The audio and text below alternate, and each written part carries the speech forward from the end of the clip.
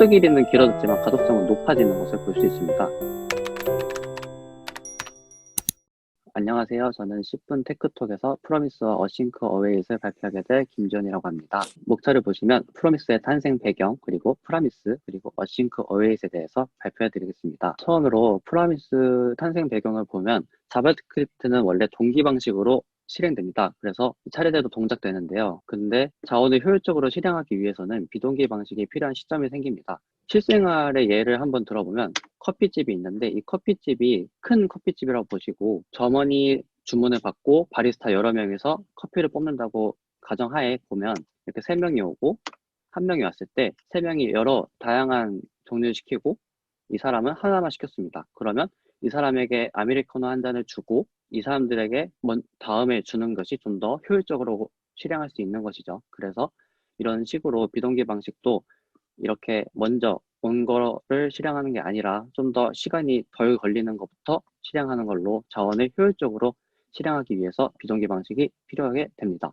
비동기 방식을 콜백 함수와 setTimeOut 그리고 AJAX를 이용해서 구현을 해봤습니다. 이렇게 보실 때 어떤 순서로 실행될 것 같으세요? 1423이요. 네, 맞습니다. 1423으로 실행되는데 이 간단한 코드를 볼 때도 시간이 좀 오래 걸리는 것을 볼 수 있습니다. 이렇게 가독성이 현저히 떨어지고 에러와 예외 처리가 어렵다는 것을 볼 수 있는데 그래서 나온 것이 ES6에서의 프라미스입니다. 기존의 콜백 함수와 프로미스 함수를 비교해서 볼 텐데요.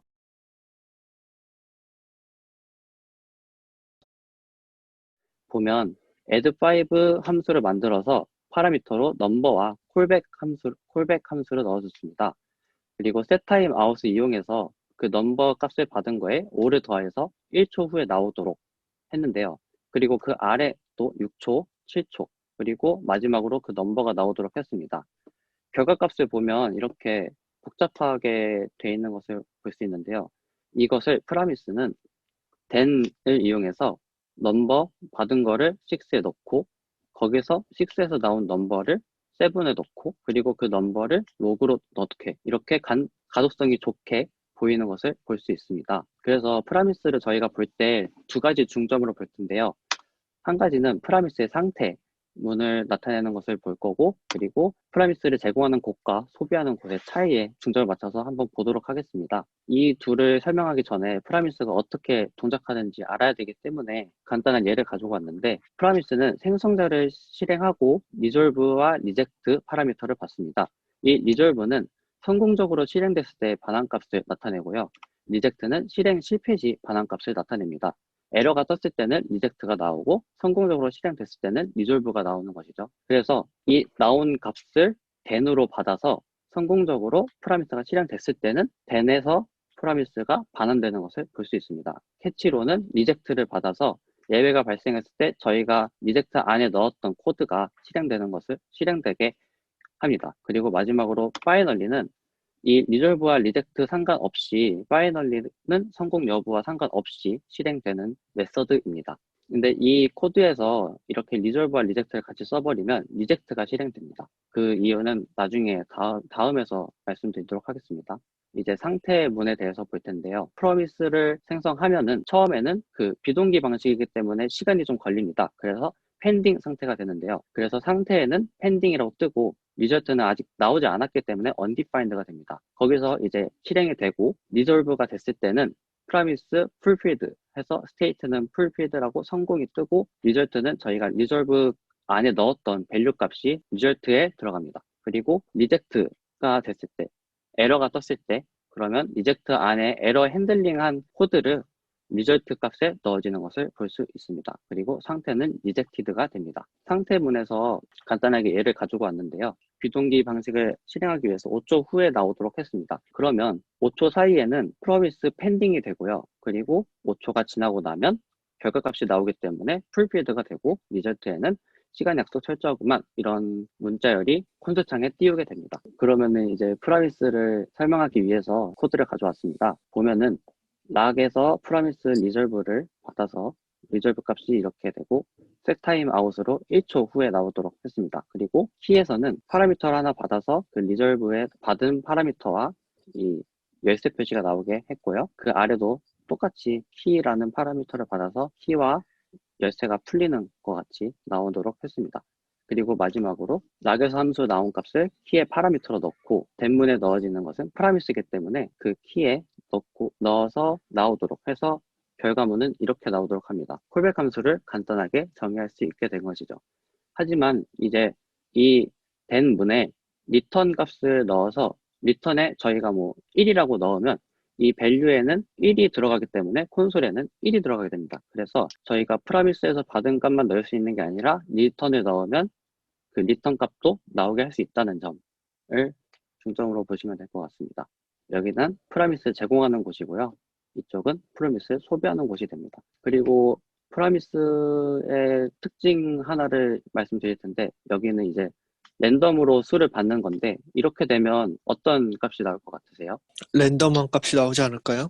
랜덤 3개 다르게? 네. 이 프라미스에서는 똑같은 값이 나옵니다. 왜냐하면 프라미스는 생성된 비동기 인스턴스가 한 번만 실행됩니다. 그래서 한 번 생성된 인스턴스에는 여러 개 덴을 실행해도 처음 결정된 프라미스 값만 보여주게 됩니다. 그리고 제가 로그인 회원가입의 코드 중에 하나를 가지고 왔는데 이 코드는 저희가 입력한 값을 데이터베이스에 넣는 코드인데요. 이걸 보시면 new 프라미스를 이용해서 에러라면 success false가 나오고 리졸브라면 success true가 나오게 합니다. 그래서 프라미스를 이런 식으로 데이터베이스는 시간이 좀 걸리니까 이런 식으로 사용할 수도 있습니다.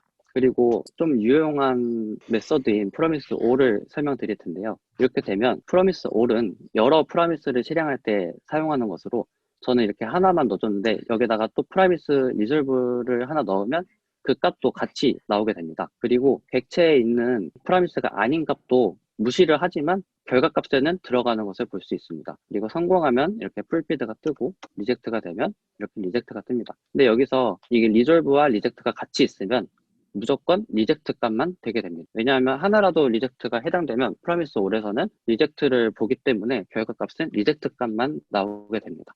이렇게 보시면 아래에는 비동기를 했고 위에는 동기식으로 포인트를 찍어줬는데 찍게 되면 동기식은 이렇게 펜딩으로 뜨는 것을 볼 수 있습니다. 프로미스 all은 무조건 비동기 방식에서만 사용이 가능하기 때문에 비동기 방식으로 사용하지 않게 되면 이렇게 에러가 펜딩이 뜨고요. 그리고 비동기 방식으로 했을 때는 풀피드로 뜨는 것을 볼 수 있습니다. 근데 여기서 프로미스도 결국에는 콜백 함수를 사용하는 오브젝트이기 때문에 프로미스가 많아지면 가독성이 떨어지고 콜백 지옥이 또 나타나게 됩니다. 그래서 또 나온 것이 ES8의 어싱크와 어웨이트입니다. 이 어싱크 어웨이트는 이 프로미스 덴을 이용한 반환문 그리고 어싱크 어웨이에서 이용한 반환문인데요. 좀 더 이렇게 넘버를 또 찾고 하는 것보다 이렇게 넘버 5를 해서 어웨이를 한 다음에 넘버 5를 여기 또 다른 어웨이에서 넣고 넘버 6를 또 넣고 넘버 7을 넣고 그래서 가독성이 좀 좋아지죠. 코드 길이는 길어졌지만 가독성은 높아지는 것을 볼 수 있습니다. 근데 여기 또 보시면 생성되는 곳을 보시면 프로미스는 이렇게 return you promise, resolve, reject 쓰고 resolve에 바나나 쓰고 해가지고 하는데 어싱크는 그냥 어싱크 하나 쓰고 return 바나나 하면은 똑같은 결과값이 나옵니다. 왜냐하면 어싱크는 결과값이 리턴을 보낸다고 해도 이게 어싱크는 프라미스를 반환하기 때문에 이렇게 저희가 여러 문장을 쓰지 않아도 그냥 리턴으로 바나나 하나 띄워주면 똑같이 프라미스 객체로 보내지는 것을 볼 수 있습니다. 어웨이즈는 저희가 딜레이로 그 비동기 방식을 실행하였고 애플 함수에서 딜레이를 2초로 줬습니다. 그리고 바나나는 1초로 줬습니다. 근데 애플을 먼저 실행하면 바나나가 1초이기 때문에 바나나가 먼저 실행이 되겠죠. 근데 어웨이트를 걸어주면 애플 함수가 실행이 다 된 다음에 그 다음에 바나나로 넘어갑니다.